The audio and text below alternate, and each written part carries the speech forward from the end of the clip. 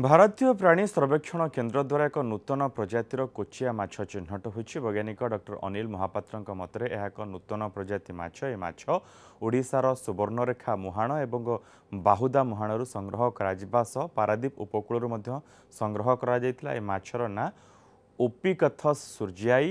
ओडिशा मत्स्य विभाग पूर्वतन युग्म निर्देशक एवं पूर्वतन मत्स्य परामर्शदाता सूर्य महांती परामर्श क्रमे एभली नाम रखा वैज्ञानिक डॉक्टर अनिल महापात्र कहते।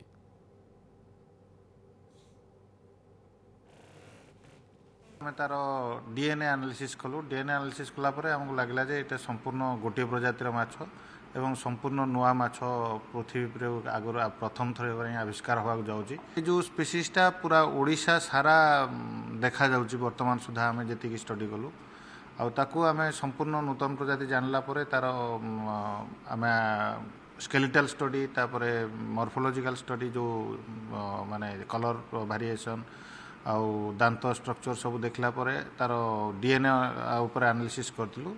आउ सब एनालिसिस पर आम कनक्लूजन रे पहुंचलु जे एटा संपूर्ण रूप से नूतन माछ एवं ताकू आम नुआ करी डिस्क्राइब कलु।